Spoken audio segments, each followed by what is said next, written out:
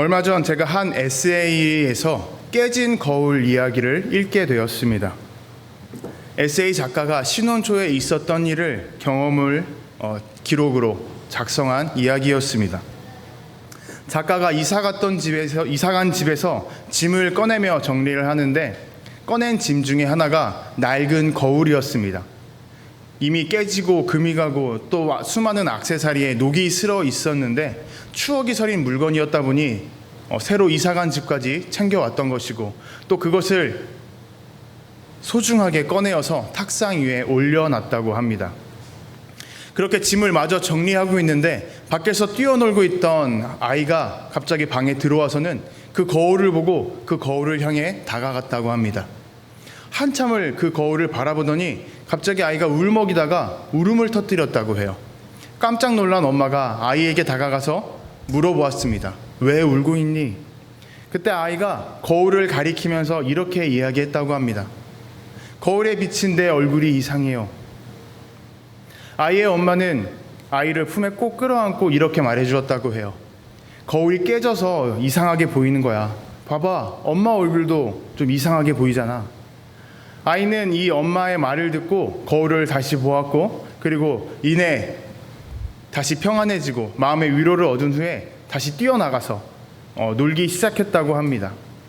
이 이야기를 읽으면서 저는 처음에 아이의 귀여움 속에서 미소를 짓게 되었습니다.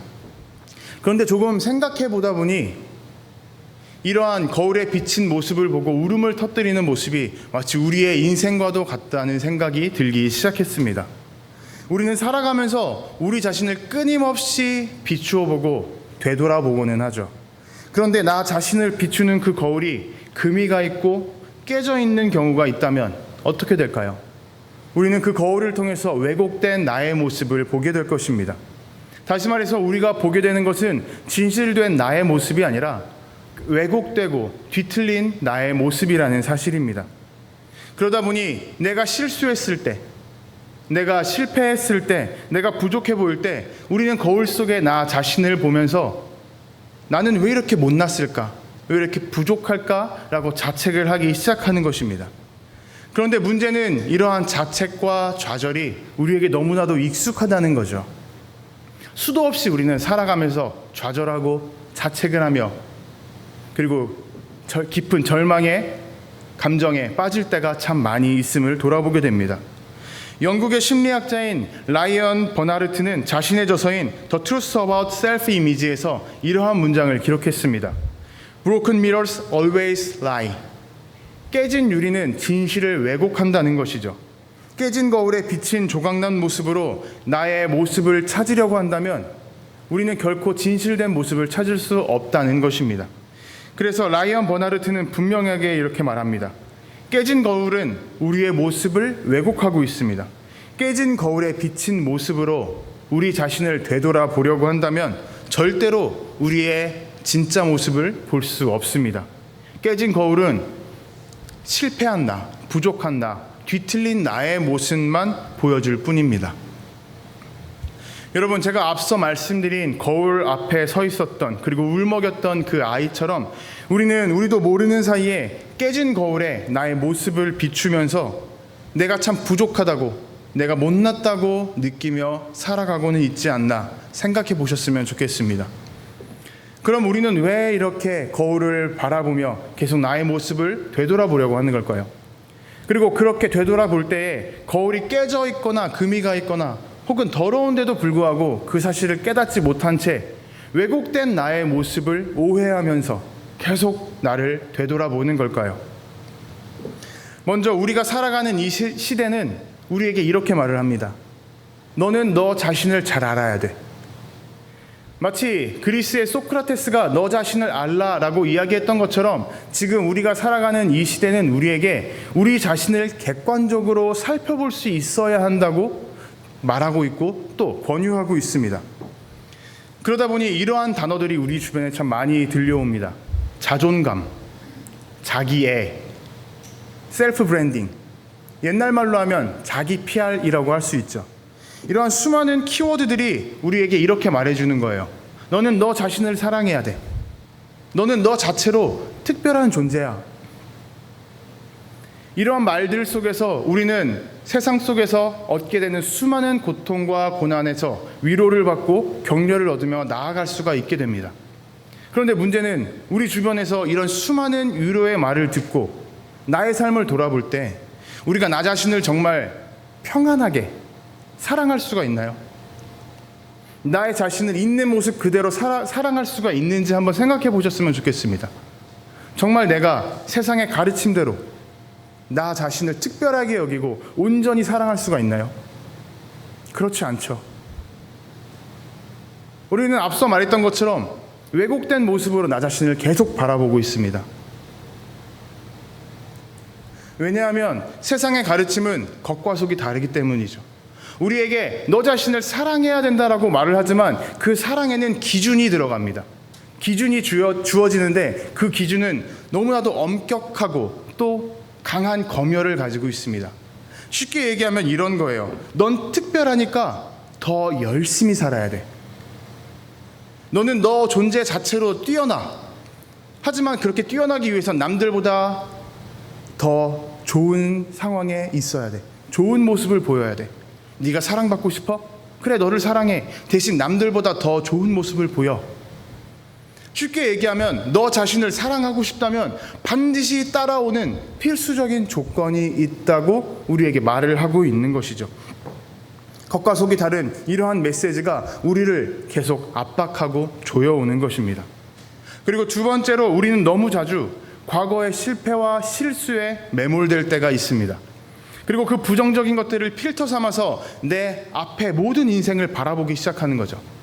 그러다 보니 나의 인생이 정말 실패자처럼 느껴지기도 합니다. 하나의 실수나 하나의 실패가 나라는 사람 인생 전체를 좌우하는 것처럼 느껴지고는 하는 거예요. 제가 신학대학원에서 목회 상담 수업을 들었습니다. 그 수업 시간에 교수님께서 이러한 말씀을 해주셨어요. 자신에게 상담을 받으러 오던 수많은 그리스도인들이 이러한 얘기를 했다고 해요. 하나님께서 나를 사랑하는 것은 알겠습니다. 하지만 제가 나의 이 부족한 모습을 사랑할 수가 없어요. 하나님이 나를 사랑한다는 것을 알면서도 불구하고 본인은 스스로를 사랑할 수가 없다고 얘기하는 것이죠. 왜 그럴까요? 우리를 규정하는 어떠한 프레임, 다시 말해서 깨진 거울에 우리를 비춰보기 때문에 우리 자신이 너무나도 뒤틀려인 존재로 보여서 사랑할 수가 없는 것입니다. 그리고 세 번째로 우리를 둘러싼 비교의 문화 때문입니다. 우리는 수많은 사람들과 그리고 오랜 시간 동안 항상 비교를 하며 살아갑니다.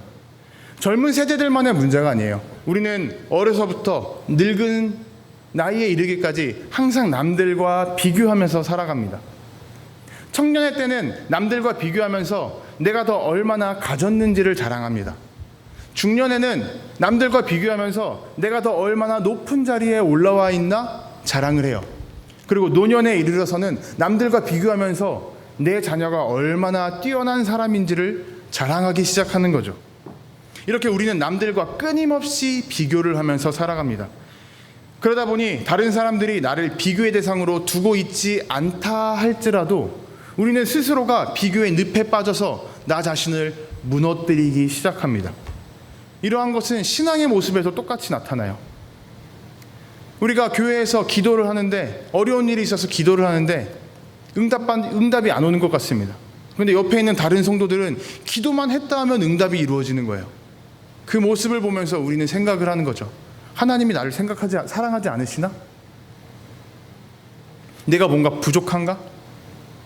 여러분, 하나님께서는 우리를 단 한 번도 비교하면서 사랑을 차별하지 않았다는 사실을 기억하시기를 바랍니다. 그리고 우리는 마지막으로 상황에 따라서 내가 너무나도 꾸며낸 모습으로 살아가고 있다는 사실입니다. 쉽게 이야기하면 상황에 맞춰서 가면을 쓰고 살아간다는 거죠. 직장에서는 일 잘하는 사람, 가정에서는 좋은 부모나 좋은 자녀, 그리고 교회에서는 좋은 신앙인의 모습을 가진 그러한 가면을 쓰고 살아간다는 것입니다. 그러다 보니 우리가 거울 앞에서 나 자신을 돌아볼 때에 나의 맨 얼굴이 너무나도 어색해 보이는 거예요. 이게 진짜 나의 모습인가? 전혀 아닌 것 같은 거죠. 이렇게 부족한 게 나의 모습일 리가 없어 라고 생각하며 나 자신을 멀리하게 된다라는 것입니다.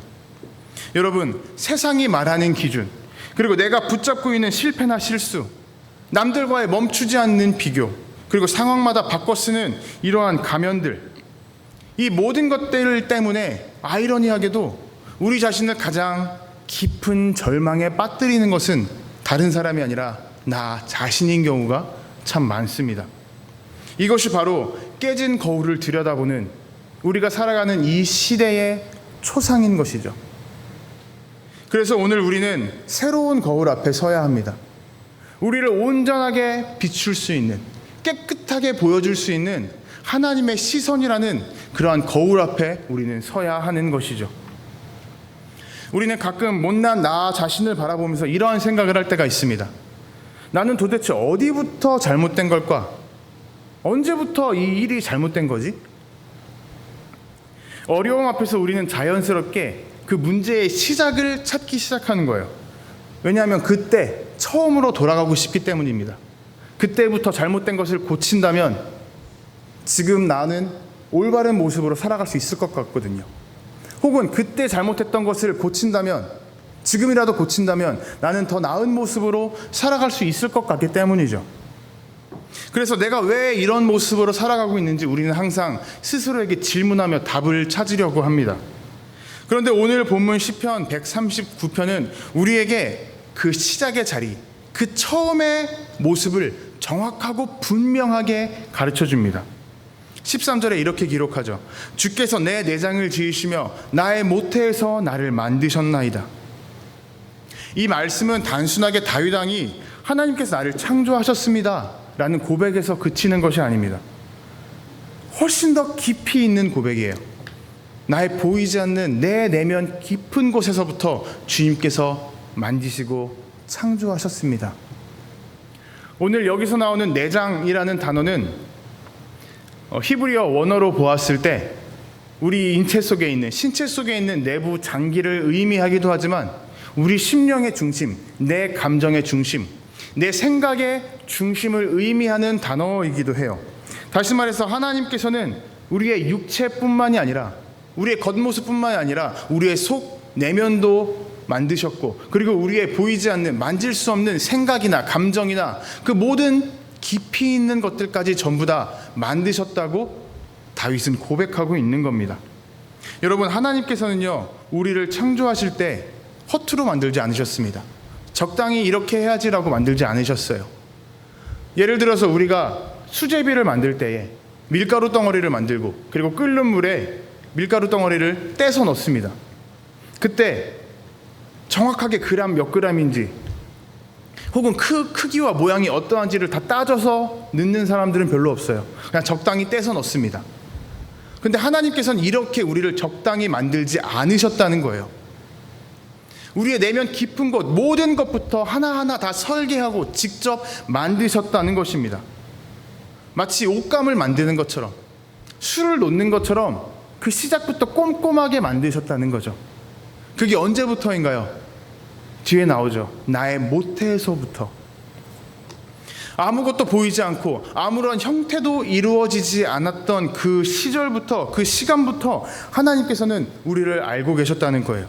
그리고 우리의 인생을 계획하고 계셨고 우리를 기억하고 계셨다고 다윗은 지금 고백하고 있습니다.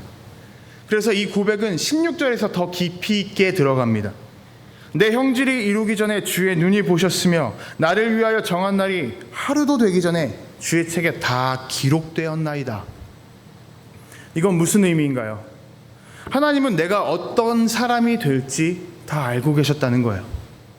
내가 어떠한 마음을 품고 살아갈지 다 알고 계셨다는 뜻입니다. 내가 인생을 살아갈 때 어떠한 업적을 이룰지, 어떠한 좋은 일을 할지, 혹은 반대로 어떠한 어리석은 일을 행할지, 어떠한 좌절 가운데 빠지게 될지 하나님께서는 모두 다 알고 계시다는 뜻입니다. 그럼에도 불구하고 하나님께서는 우리를 지으셨다는 거예요. 여기서 중요한 것은, 우리가 주목해 봐야 할 단어는 기록입니다. 기록하다. 기록. 이것은 마치 일기를 쓰는 것과 똑같습니다. 하나님께서는 지금 우리의 인생을 허투루 흘려보내지 않고 있다고 말씀하시는 거예요. 우리가 일기를 써야만 시간이 한참 흘렀을 때 그 과거에 어떠한 일을 했는지 떠올릴 수 있는 것처럼 하나님께서는 우리의 모든 일거수일투족을 일기 쓰듯이 기록하며 계시다는 것입니다. 그리고 그 기록이라는 것이 우리가 성공한 날에만, 우리가 기쁨에 찬 날에만 골라서 선별해서 기록하는 것이 아니라 우리가 좌절 가운데 있을 때에도, 우리가 실패 가운데 있을 때에도 기록하고 계시고, 심지어 우리가 주님께 등 돌리고 있을 때에도 기록하고 계시다고 다윗은 고백하고 있습니다. 한순간도 우리를 놓치지 않겠다는 그러한 고백인 것이죠. 사랑하는 여러분, 이 시대는 결과 하나만을 가지고 우리를 판단합니다. 하지만 하나님께서는 지금 그 시작, 그 전 계획 단계에서부터 우리를 기억하고 계시고 우리를 바라보고 계시고, 그리고 모든 삶의 여정 가운데에서 우리를 품에 안고 사랑을 주고 계시다고 기록하고 또 말씀하고 계십니다. 여러분, 우리가 느낄 때에 우리 자신이 너무나도 의미 없다고 느끼는 그 순간들이 있잖아요. 우리는 그것들을 잊어버리기를 원합니다. 하지만 하나님께서는 그러한 것들도 사랑하는 자녀의 일상이기 때문에 놓치지 않고 전부 다 기록하고 있다고 말씀하시는 거예요. 그 하루를 하루를 통해서 우리 모습을, 우리의 인생을, 우리의 미래를 만들어가고 계십니다. 그러니 오늘 우리는 하나님의 시선으로 우리의 하루를, 우리의 인생을 다시 돌아보아야 합니다. 여러분, 우리는 실수로 인해서 태어난 존재가 아닙니다. 누군가 얘기하는 것처럼 우연하게 생성되어서 이 자리까지 나온 그러한 존재가 아니라는 사실입니다. 우리의 인생은 평범한 날들의 모임이 아니라 기록된 날들, 하나님의 사랑으로 기록된 날들의 고백입니다. 그리고 하나님께서는 그 시작을 여전히 기록하고 계시고 기억하고 계시고 또 우리를 품어주고 계시다는 사실입니다. 여러분, 우리가 살아가면서 가끔씩 누군가 나를 생각한다는 것을 알 때가 있어요. 나를 어떻게 생각하는지, 이 사람이 나를 생각하고 있구나라는 것을 깨달을 때가 있습니다. 그리고 그러한 생각이 부정적인 것이 아니라 긍정적인 생각일 때 우리는 어떠한 생각이 들고 어떠한 마음이 드나요? 힘든 일이 있을 때에 누군가 나를 좋게 생각한다는 그러한 것을 알게 되면 우리는 우리의 마음이 녹아내리기 시작합니다. 차가워졌던, 냉랭해졌던 그 마음 한가운데에 따뜻한 바람 하나가 불어오는 것 같은 기분을 들 때가 있어요. 그래서 오늘 잘 지내? 최근에 잘 지내? 내가 항상 기도하고 있어. 이러한 사소한 인사말 하나에도 우리의 마음은 녹아내리고 또 상대방을 향해서 깊이 열리게 된다는 것입니다.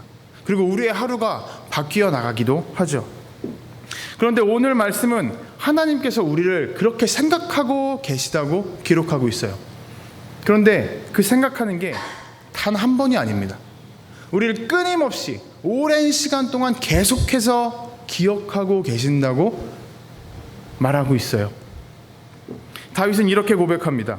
하나님이여, 주의 생각이 내게 어찌 그리 보배로우신지요, 그 수가 어찌 그리 많은지요. 주님은 우리를 너무나도 많이 생각하고 계시고 깊이 생각하고 계셔서 그 생각의 거대함 때문에 다윗은 지금 압도되어 있는 상황입니다. 압도된 기분을 찬양으로 감탄하며 고백하고 있는 상황인 것이죠. 여러분, 하나님께서는요, 우리를 기억하시는 것이 어떠한 특정 조건에만 기억하시는 게 아니에요. 우리가 주님의 말씀을 순종할 때만, 우리가 기도할 때만, 찬양할 때만, 이렇게 예배의 자리에 나와서 주님의 음성에 귀를 기울일 때만 우리를 바라보고 계시거나 우리를 생각하시지 않습니다. 모든 순간 가운데 우리를 항상 생각하고 계시다는 거예요. 내가 기쁠 때나 슬플 때나, 화가 났을 때나 우울할 때나, 내가 하나님께 등 돌리고 있을 때라도 하나님께서는 언제나 우리를 생각하고 계시다고 말을 하고 있습니다. 그리고 다윗은 이어서 이렇게 고백합니다. 내가 깰 때에도 여전히 주와 함께 있나이다.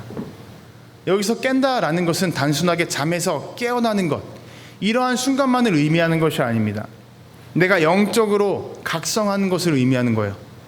내가 죄 가운데 빠졌다가 다시금 회개하며 하나님으로 돌이켜 나아갈 때, 내가 혼란과 혼돈 가운데 있다가 다시 주님의 손길을 붙잡고 그 빛으로 나아가는 순간, 영적으로 무감각했던 그 상황 가운데에서 우리가 다시 예민해지고 민감해지는 그러한 깨어남의 시간, 이러한 모든 깨어남의 순간 가운데에 하나님께서는 우리와 함께 계셨다, 우리 옆에 언제나 늘 계셨다라고 다윗은 고백하고 있습니다. 쉽게 얘기하면 우리는 인지하지 못했지만 언제나 주님께서는 우리를 붙잡아주고 계셨고 우리에게 말을 건네주고 계셨다는 사실이에요. 사랑하는 여러분, 하나님께서 우리를 향한 시선은 결코 거두지 않으십니다. 언제나 우리를 지켜보고 계시고 바라보고 계십니다. 우리가 하나님을 놓칠지라도, 하나님께서 하나님께 시선을 돌린다 할지라도 하나님은 절대로 우리에게서 시선을 돌리지 않는 분이라는 사실입니다. 우리가 너무나도 지쳐서 모든 것을 다 포기하고 싶을 때, 기도도 되지 않고 찬양도 되지 않고 말씀도 전혀 나의 귀에 들어오지 않는 그 순간에도 하나님께서는 언제나 우리를 생각하고 계시다는 거예요. 언제쯤 다시 나를 바라볼까? 언제쯤 다시 나의 손길을 붙잡을까? 항상 우리를 생각하고 계시다는 겁니다. 오늘 다윗은 이 시편을 통해서 우리에게 이러한 질문을 던지는 것 같습니다. 너는 세상의 기준에 속해 있는 것이냐? 아니면 우리를 계획하고 기억하고 사랑하고 생각하고 계시는 하나님의 마음속에 속해 있는 것이냐? 여러분, 주님의 생각 안에 우리의 오늘이 있고 우리의 내일이 있고 우리의 존재 가치가 있다는 사실입니다.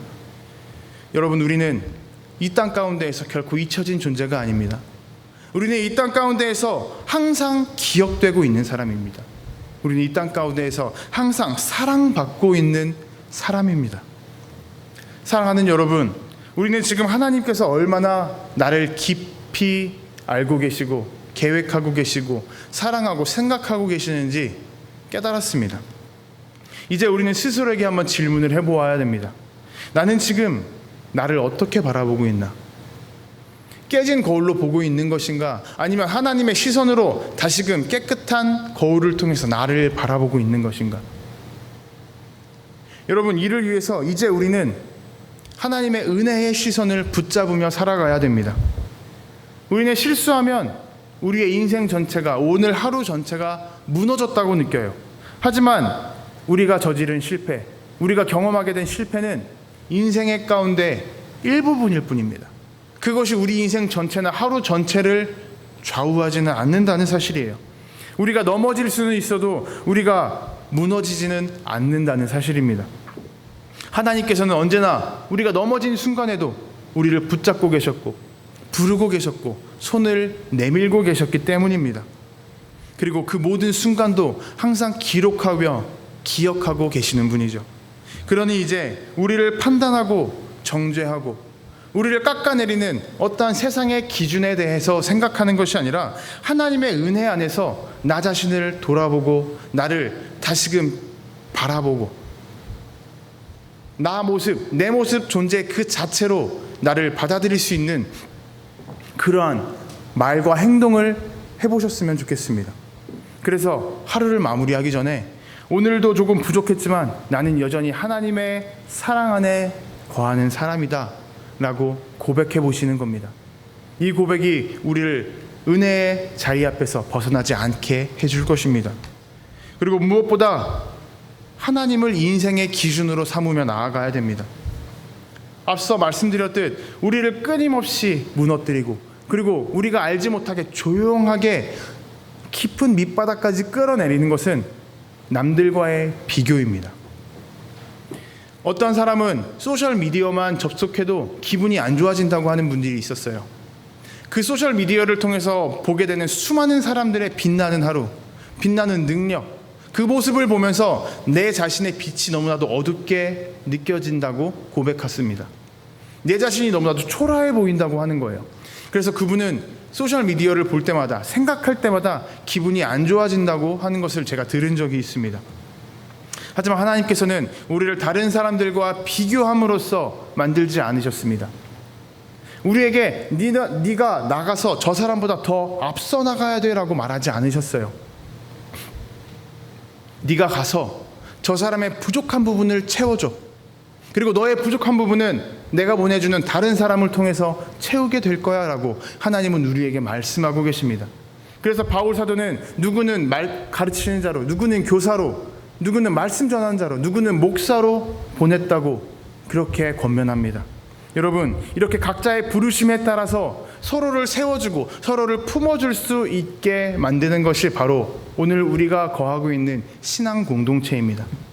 우리 성교봉 신앙 공동체가 그렇게 서로를 품어주고 서로를 세워줄 수 있는 그러한 신앙 공동체가 되기를 소망합니다. 그래서 바울 사도는 에베소서에서 이렇게 권면합니다. 우리는 그가 만드신 바라.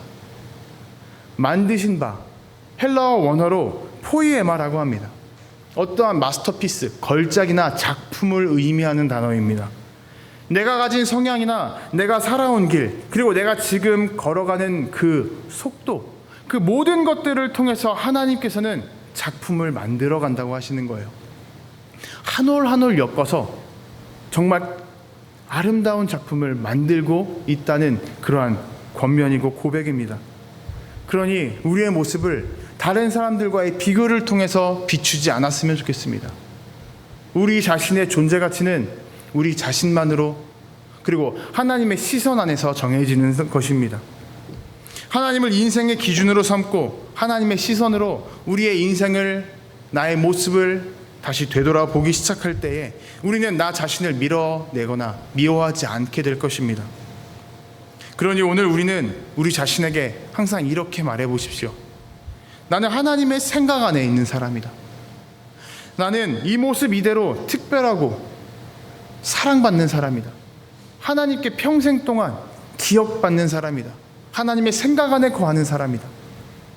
이러한 고백이 우리를 바라보는 나의 시선을 올바르게 만들어줄 것입니다. 우리를 비추는 거울이 금이 간 것이 아니라 온전히 깨끗한 거울이 되어서 우리를 정말 하나님이 창조하신 그 첫 모습, 그 목적 그대로의 모습으로 비춰줄 것입니다. 여러분, 처음 말씀드렸던 에세이 작가가 이러한 글도 썼었습니다. 하루는 자기 아이가 학교에 갔다가 와서는 이렇게 이야기하더래요. 오늘 학교에서 나 상을 받았어.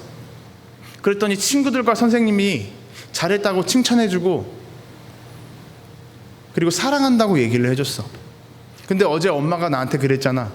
그냥 보고만 있어도 왜 이렇게 이쁘니? 왜 이렇게 사랑스럽니? 그래서인지 나는 엄마 옆에 있는 게 기분이 좋아.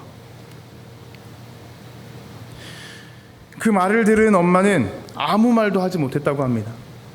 울컥하는 그 마음을 품고 아이를 꼭 끌어안은 채 그냥 그래, 너는 그냥 엄마 옆에 있어주는 것만으로도 충분해 라고 말을 했다고 해요. 사랑하는 여러분, 세상이 아무리 우리에게 잘해야만 인정받는다, 무언가 결과를 보여야만 우리의 가치를 인정받는다라고 말을 하고 있지만 하나님께서는 오늘 이 엄마와 같이 우리에게 말해주고 계시는 거예요. 그냥 너는 내가 만들었으니 그 자리에 있는 것만으로도 나에게 충분해. 내가 사랑하는 사람이야. 내가 기억하는 사람이야.